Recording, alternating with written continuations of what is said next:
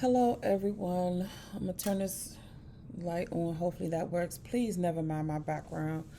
I was yesterday in the middle of organizing and cleaning that. I'm in my old workstation where I did a lot of sewing because I've made like scrunchies and bonnets and things. So there's like fabrics. Sorry, it's like fabrics and all material shipping stuff all behind me.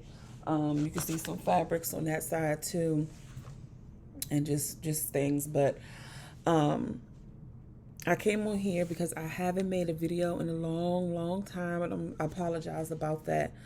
But I was trying to like contemplate on what to post and how to post it, along with just life, because y'all know life be lifing.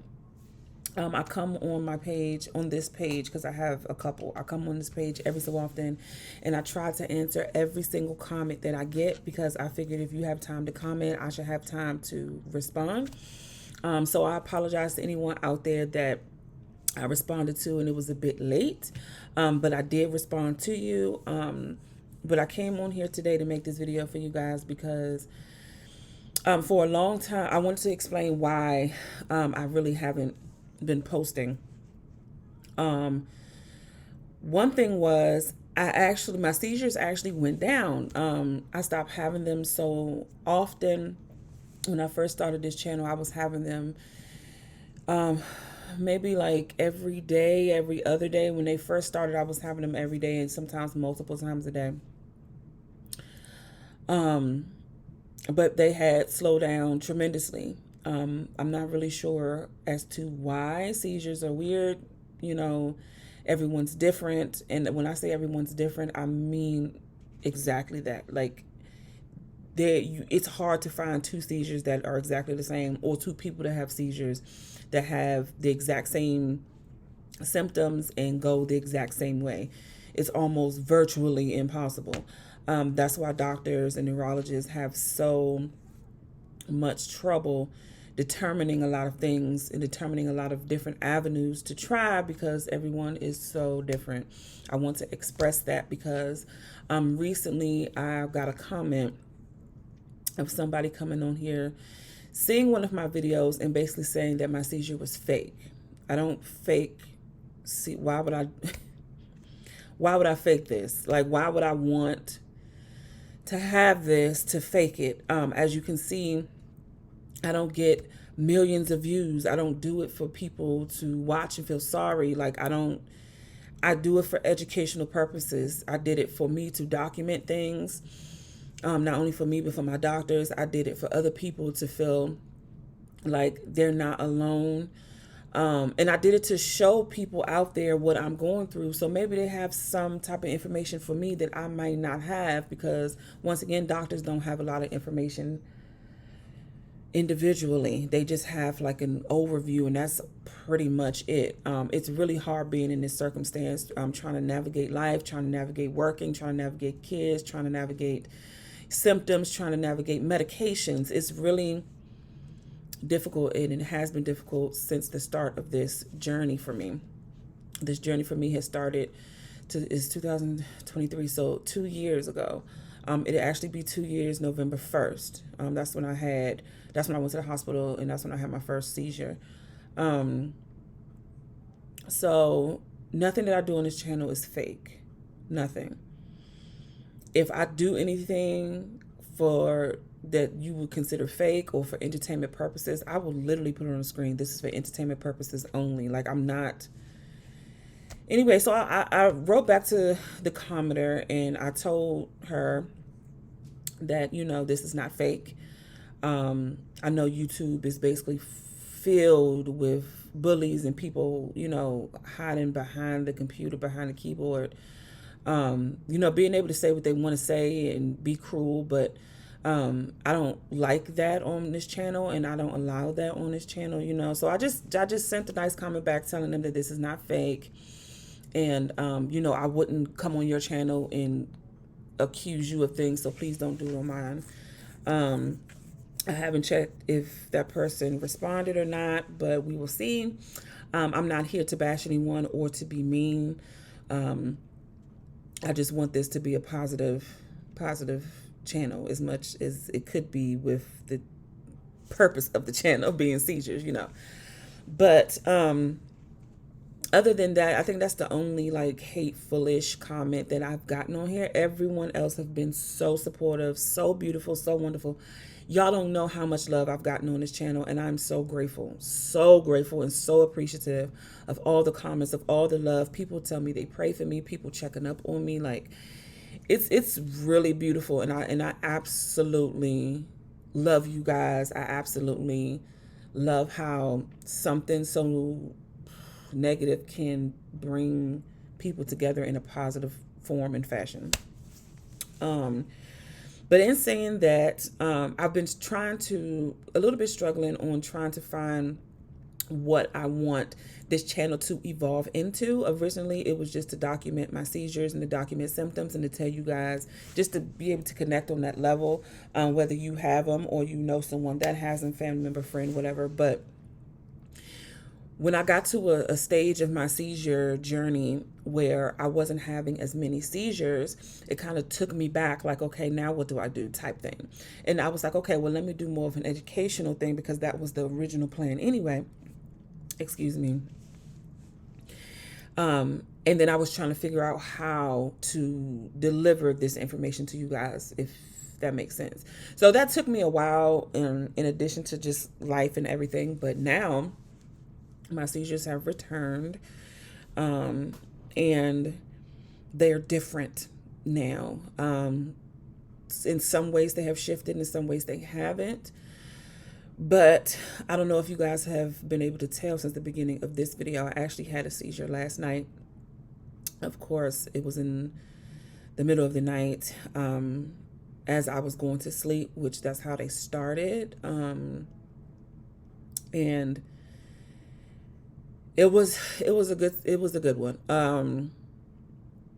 So like now I am on the struggle bus. I'm very weak. I am very, seems like I'm tongue tied, but it's just like I'm in a fog. So, me trying to get my words together is, somewhat difficult.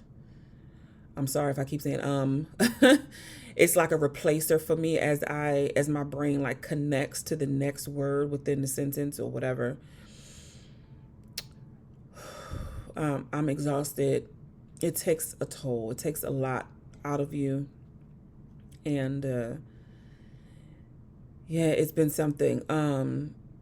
So now that hopefully they're not completely back like before, but I'm trying to find my triggers and trying to figure out, that's one of the biggest things for me, is trying to figure out what causes them so that I can try to counteract it before it happens. I know my migraines cause them.